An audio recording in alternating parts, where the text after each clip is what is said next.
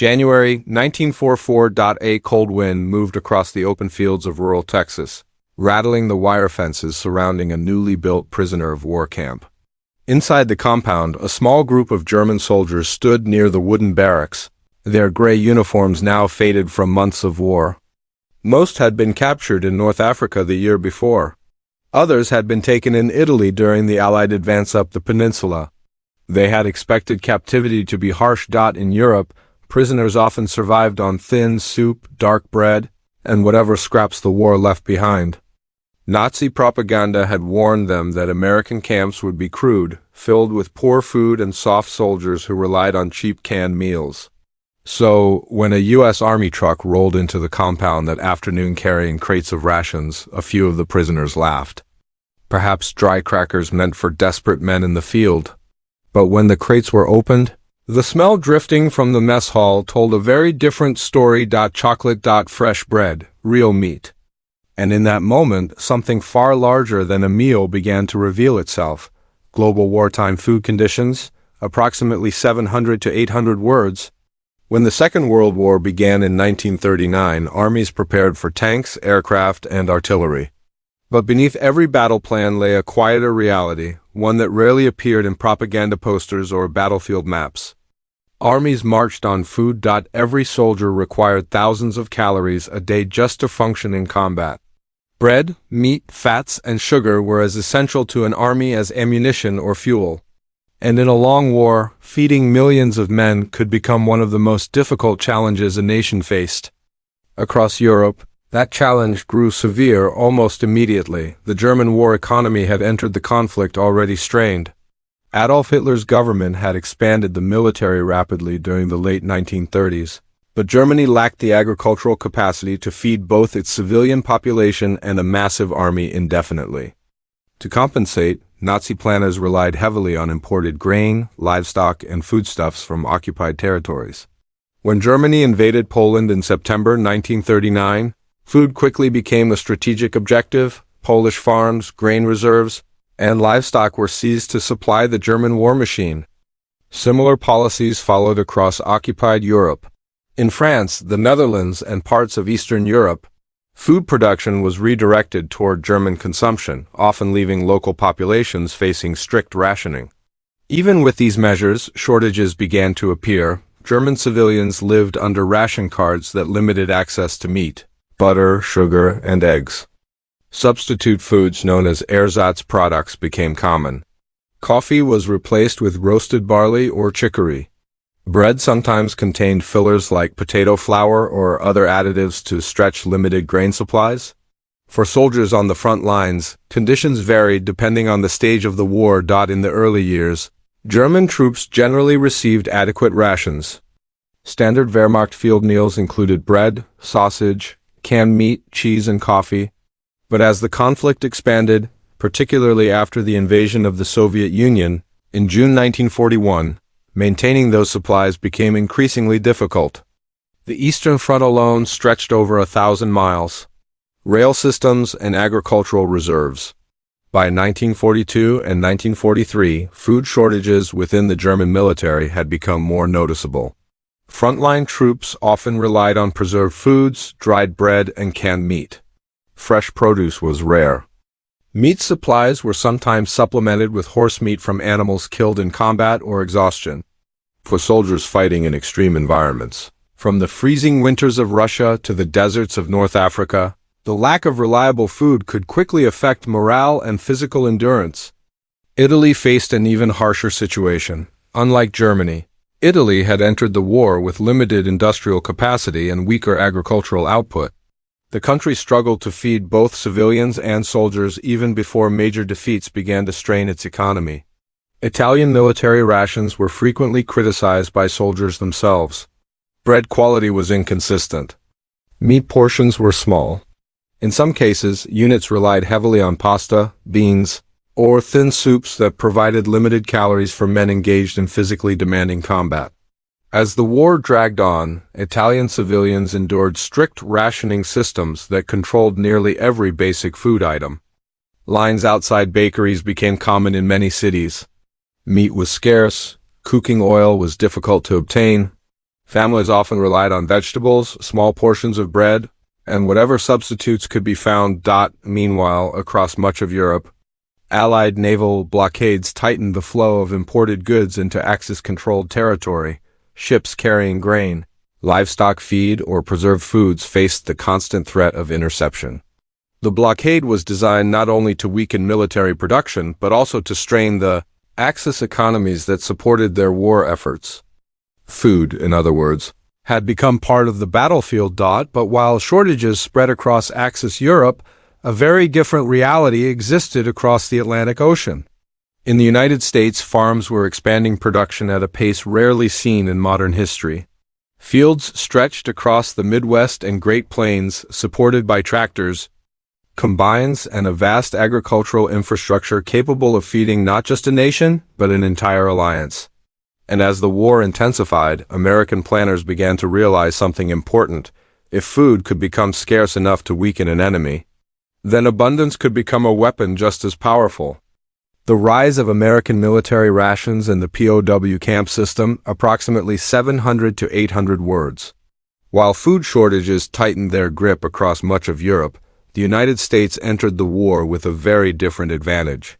Agriculture. By the early 1940s, American farms were among the most productive in the world. Mechanized equipment had transformed farming over the previous 2 decades. Tractors replaced horses. Combines harvested grain at unprecedented speed. Refrigerated rail cars and trucks carried meat, milk, and produce across thousands of miles. When the United States entered the war after the attack on Pearl Harbor in December 1941, this vast agricultural system quickly shifted toward military needs.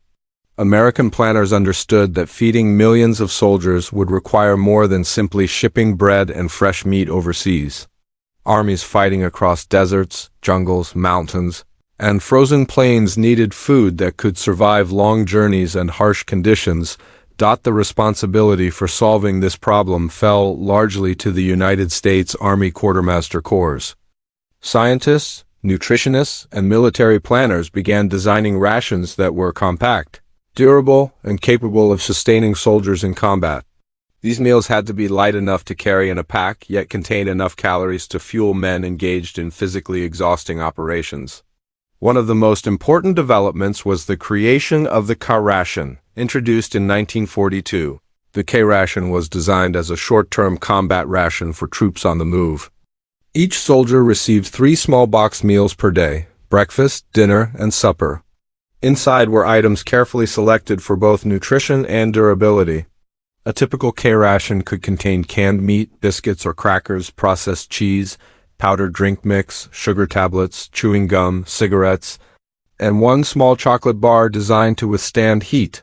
The chocolate itself had been developed with the help of the Hershey Company, which produced a specially formulated bar for military use. Unlike ordinary candy, it was intentionally dense and less sweet, so it would not melt easily in tropical climates. Alongside the K-ration, the U.S. military also relied heavily on the C-ration, a canned meal designed for longer-term use. Each C-ration consisted of metal tins containing items such as beef stew, meat and beans, pork and beans, or meat and vegetables. While soldiers sometimes complained about the repetitive menu, the rations provided reliable calories and protein. More importantly, they could be transported across oceans, deserts, and battlefields without spoiling. The United States was not only feeding its own military. Through programs like Lend-Lease, American food shipments supported Allied forces around the world, from Britain to the Soviet Union. Millions of tons of canned meat, flour, powdered milk, and other supplies crossed the Atlantic aboard convoys protected from German submarines. Food production factories expanded rapidly. Canneries worked day and night sealing vegetables and meats into steel containers. Bakeries produced millions of loaves of bread. Refrigerated warehouses stored vast quantities of butter, cheese, and frozen foods. By 1944, American farms and factories were producing such enormous quantities that the United States was able to supply soldiers fighting across multiple continents simultaneously. And in an unusual twist of wartime logistics, that abundance would soon affect the lives of captured enemy soldiers as well. During the war, the United States held an enormous number of Axis prisoners. After Allied victories in North Africa and Europe, captured soldiers were transported across the Atlantic and housed in camps scattered throughout the American countryside.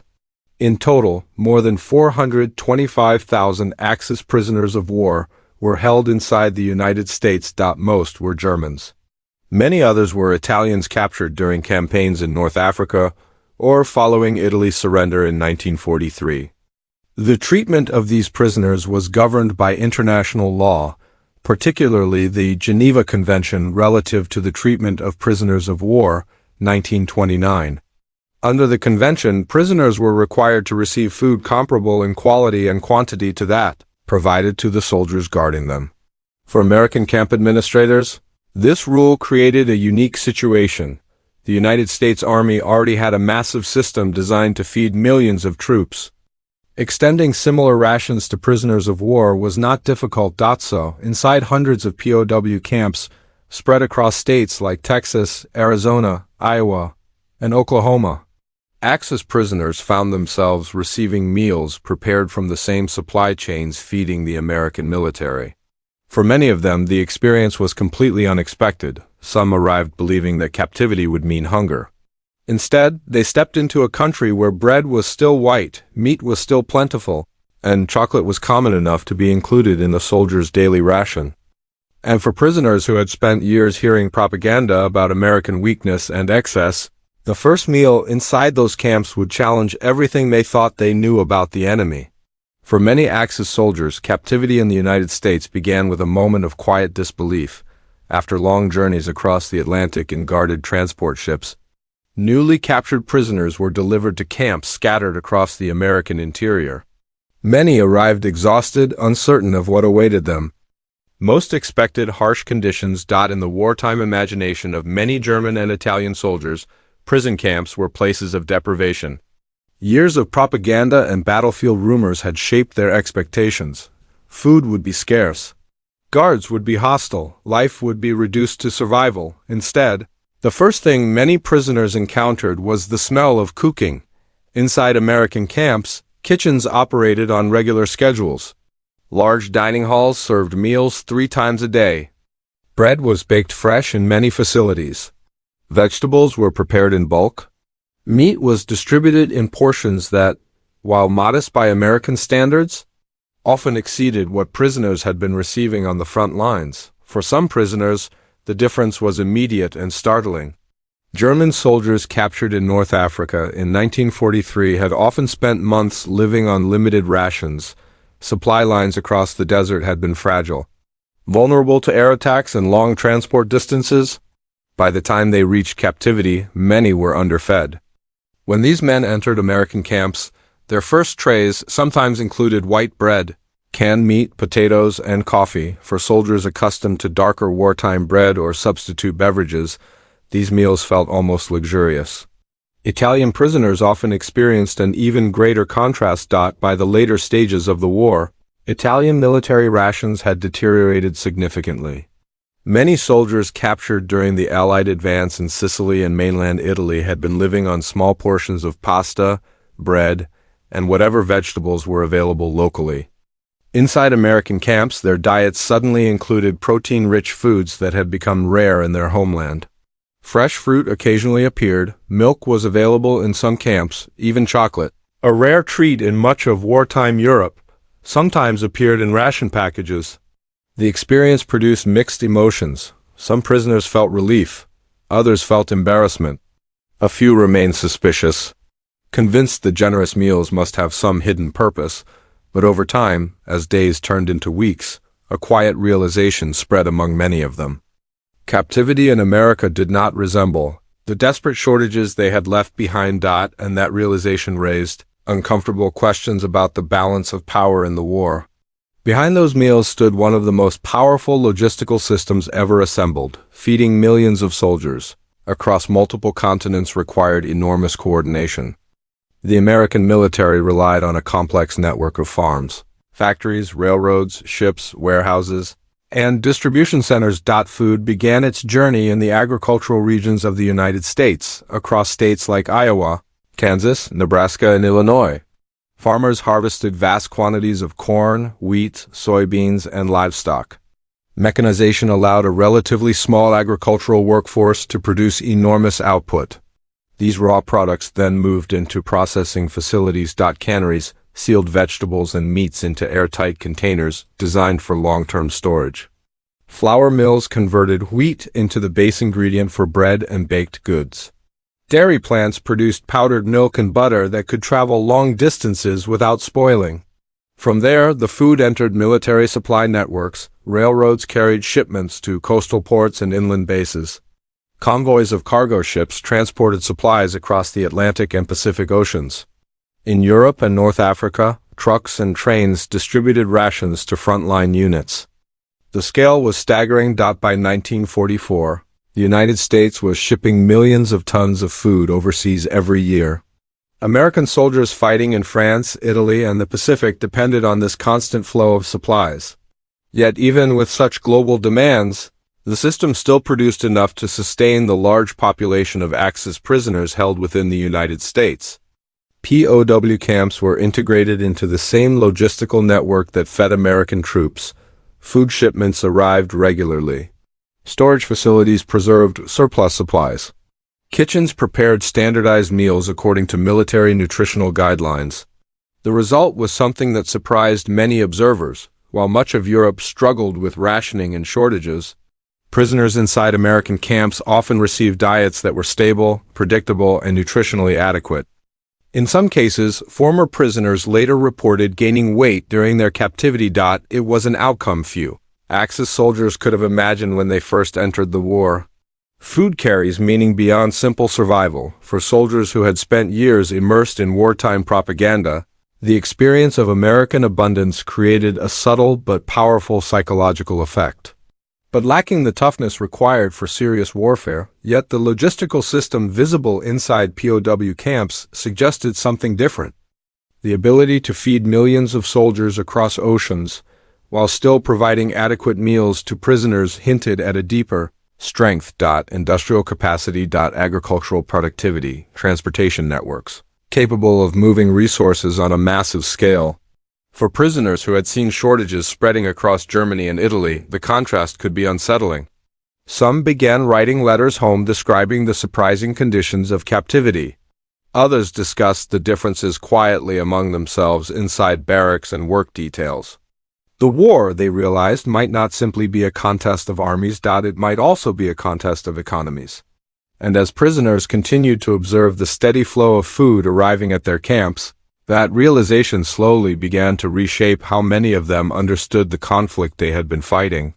But the deeper contrast would become even clearer when they compared their new diets with the rations still being issued to Axis soldiers on the battlefields of Europe.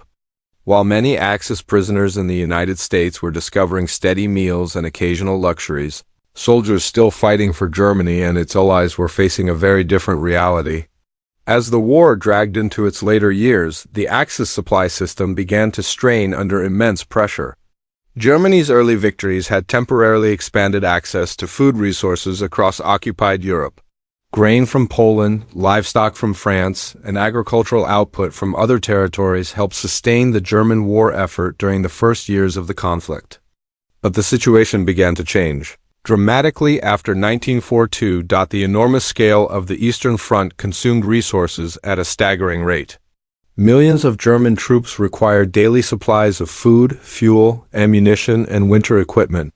Rail lines stretched across vast distances, often damaged by partisan attacks or overwhelmed by sheer volume. As the Soviet counteroffensives pushed German forces backward, supply routes grew longer and more fragile. Frontline soldiers began receiving smaller portions or less varied food.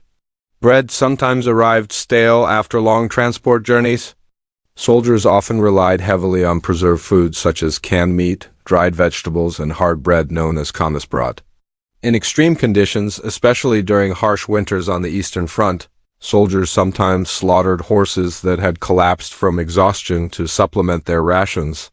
Italian forces experienced even greater difficulties. The Italian economy struggled to maintain steady food production during the war. Agricultural output declined as manpower shifted to military service and transportation networks deteriorated under Allied bombing. Italian military rations frequently lacked sufficient calories for soldiers engaged in intense combat operations. Bread and pasta remained staple foods, but protein sources such as meat were limited. As Allied forces invaded Sicily in 1943 and advanced into mainland Italy, logistical disruptions made the situation worse. Many Italian units found themselves short of supplies, relying on local food sources or irregular deliveries. By comparison, the stable and predictable meals inside American POW camps highlighted a growing imbalance between the industrial power of the Allies and the strained economies of the Axis powers. For many prisoners, the contrast between expectation and reality carried an additional dimension. Before capture, most Axis soldiers had been exposed to years of wartime propaganda. In Germany, the regime of Adolf Hitler maintained strict control over newspapers, radio broadcasts, and films. The propaganda ministry led by Joseph Goebbels portrayed the enemy in carefully crafted ways. The United States was often depicted as a society driven by consumerism and luxury. According to these portrayals, American soldiers relied on machines and mass production rather than discipline or endurance. The implication was clear: such a nation might possess wealth, but it lacked the determination required for prolonged war. Yet inside POW camps, prisoners encountered evidence that contradicted this narrative. American guards and administrators followed structured routines. Camp operations ran according to detailed regulations. Food arrived regularly, delivered through an efficient supply system that rarely faltered. Meals were not extravagant, but they were consistent. Breakfast might include bread, oatmeal, or eggs. Lunch and dinner often featured meat, vegetables, and additional bread. Coffee or milk accompanied many meals. For prisoners accustomed to shortages or substitute foods in Europe, the availability of these items suggested a country with deep reserves of agricultural and industrial strength. Over time, this quiet contradiction chipped away at earlier assumptions. The war they had imagined, one in which Germany and its allies faced weaker, less disciplined enemies, began to look different when viewed through the everyday reality of camp life. And food, simple as it seemed, became one of the clearest signs of that difference. Historians of the Second World War often emphasized dramatic battles and military technologies. Tanks rolling across open fields, aircraft dueling in the skies, warships clashing across vast oceans. Yet behind every one of these operations stood an invisible requirement: supply. No army could fight without fuel, ammunition, equipment, and above all, food. The Allied powers gradually developed an overwhelming advantage in this area. The United States in particular possessed an economic base capable of producing extraordinary quantities of agricultural goods. American farms generated grain, meat, dairy products, and vegetables in volumes far beyond the nation's domestic needs. Industrial food processing extended the lifespan of these products, allowing them to be stored and transported across the globe. This abundance allowed the Allies to sustain long campaigns in distant theaters of war. Soldiers fighting in Europe, North Africa, and the Pacific could rely on relatively stable ration systems despite the enormous logistical challenges involved. By contrast, the Axis powers faced structural limitations. Germany lacked sufficient farmland to feed its population and military independently. Italy struggled with weaker industrial and agricultural infrastructure. Japan faced severe shortages as Allied naval power gradually cut off access to imported food supplies. Over time, these differences accumulated. An army that is well-fed fights longer, moves farther, and recovers faster from exhaustion and illness. An army facing shortages must conserve energy, adapt to reduced supplies, and struggle with declining morale. Inside American POW camps, captured Axis soldiers were witnessing this contrast in one of its simplest forms: the meals placed in front of them each day. The war was not only being fought with weapons. It was also being fought with farms, factories, and supply ships.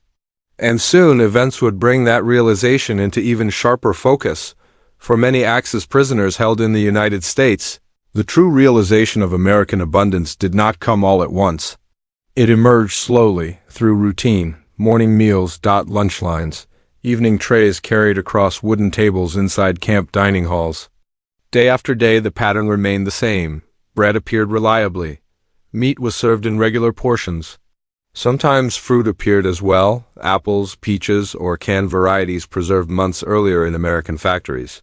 For prisoners who had expected the scarcity common across wartime Europe, the consistency itself became surprising. The food did not run out. Supplies arrived by truck on schedule, unloaded into camp storage rooms and kitchens. Cooks prepared meals according to standardized menus designed to meet nutritional requirements set by the United States Army Quartermaster Corps. These meals were not designed to be luxurious.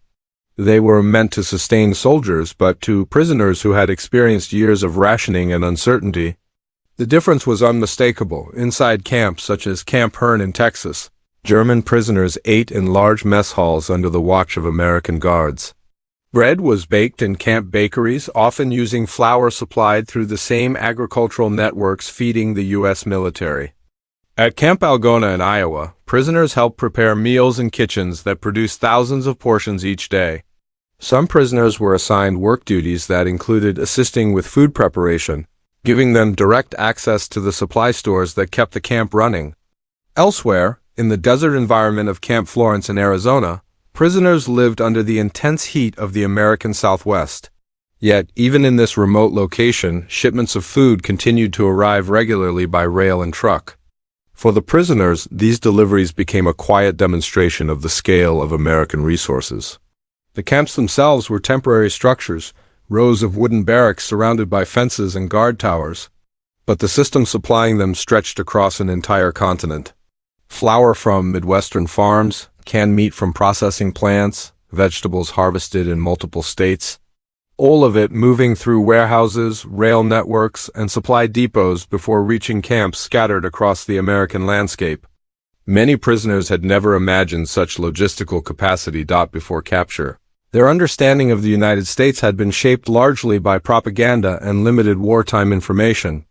The country was distant, almost abstract. Now they were living inside it. And what they saw suggested something very different from the image they had been given. Meals were prepared with an efficiency that reflected industrial organization rather than improvisation. Kitchens followed strict schedules. Food stocks were monitored and replenished before shortages could occur. For some prisoners, the realization came through comparison with letters from home. Families in Germany often wrote about growing difficulties obtaining meat, butter, and sugar. Civilian ration cards limited access to basic foods. Long lines outside shops had become common in many cities. Yet inside the camps, those same items sometimes appeared regularly: a slice of white bread, a portion of canned beef, a small bar of chocolate included with certain rations. Even the bread itself carried symbolic weight. During the war, German bread frequently included fillers or substitutes to stretch limited grain supplies. In American camps, however, bread was typically baked from refined flour that produced the soft, pale loaves common in the United States. To some prisoners, this small difference spoke volumes. It suggested a country where grain supplies were abundant enough to avoid the compromises imposed by wartime scarcity elsewhere. Over time, prisoners began discussing these observations quietly among themselves. The war, they realized, might be shaped by forces larger than battlefield courage or tactical skill. Behind the fighting stood factories, farms, and transportation systems operating on a scale few had imagined before arriving in America.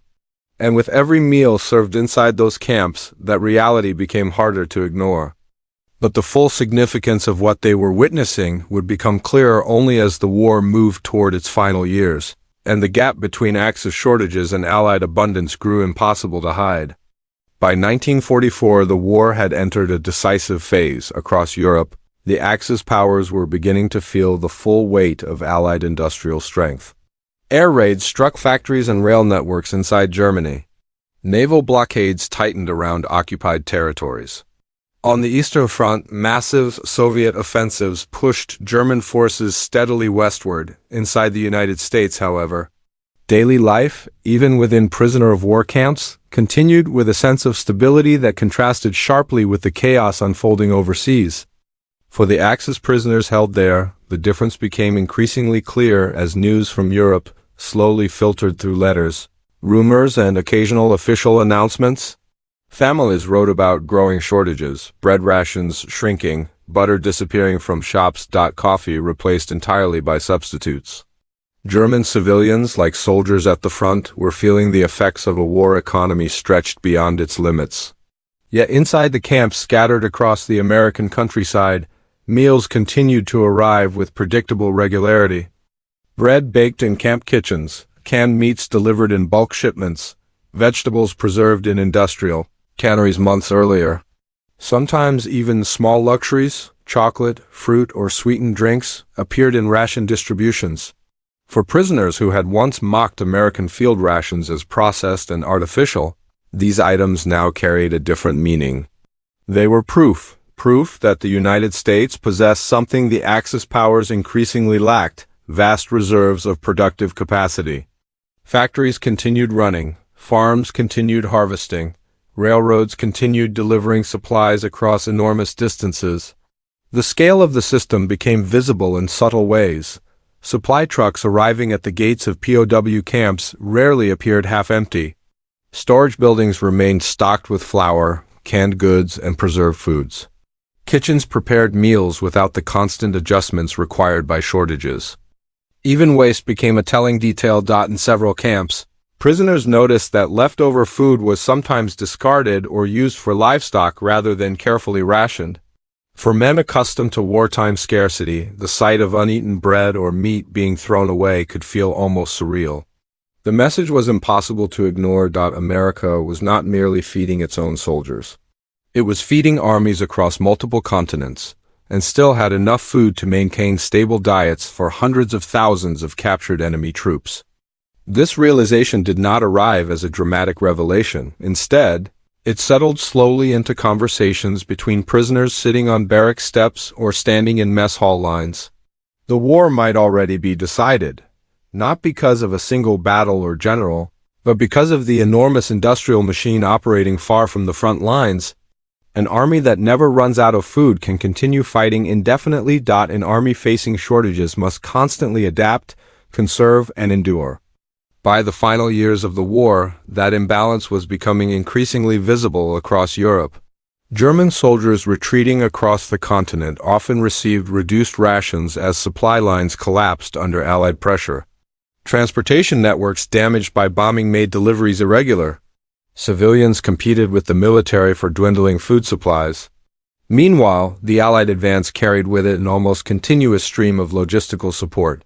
Cargo ships crossed the Atlantic in steady convoys.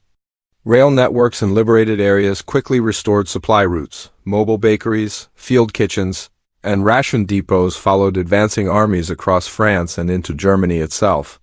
Inside American POW camps, the prisoners could not see the battles unfolding thousands of miles away. But they could see the supply trucks arriving at the gates. They could taste the bread placed on their trays. They could open ration packages containing chocolate produced by American factories still operating at full capacity. And through these simple details, a quiet understanding emerged. The war was not only being fought with tanks, aircraft, and artillery. It was being won by production lines, farms, and supply chains that stretched across an entire continent. And by the time many prisoners fully grasped that reality, the outcome of the conflict was already beginning to take shape. When the war in Europe finally ended in May 1945 with the German instrument of surrender, celebrations erupted across much of the Allied world. Cities in the United States, Britain, and other Allied nations filled with crowds marking the end of nearly 6 years of global conflict. But for millions of people across Europe, victory or defeat did not immediately bring relief from hardship. The continent had been devastated. Transportation networks lay in ruins. Rail lines were twisted by bombing raids. Bridges had been destroyed during retreating battles. Entire industrial districts in cities like Berlin and Hamburg had been reduced to fields of rubble after years of Allied air attacks. Agriculture had suffered as well. Farm machinery was scarce. Fuel for tractors was limited.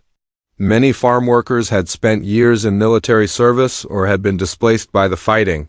Fields across parts of Eastern and Central Europe had been damaged by trenches, artillery fire, and abandoned equipment. Food production fell sharply in the immediate post-war years. In Germany especially, civilians faced a harsh reality.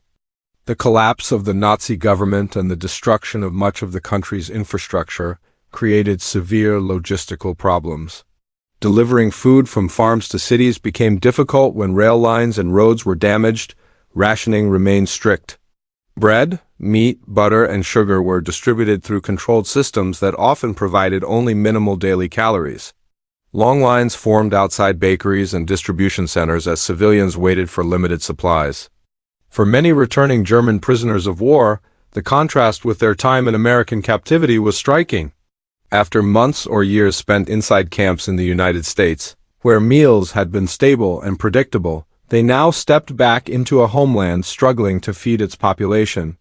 Some former prisoners later wrote in memoirs or interviews that the most regular meals they had received during the war occurred while they were prisoners in America. The statement was not meant to praise captivity, rather, it reflected the enormous difference between the industrial capacity of the United States and the devastation that war had brought to much of Europe. In Italy, the situation was also difficult. The country had experienced both invasion and civil conflict after the collapse of the fascist regime in 1943. Infrastructure damage and disrupted agriculture left many regions facing serious shortages during the final years of the war and the period immediately afterward. Markets were unpredictable. Prices for basic foods rose rapidly. In some cities, black markets became one of the few ways civilians could obtain additional supplies. Across Europe, governments struggled to rebuild transportation systems and restore agricultural production.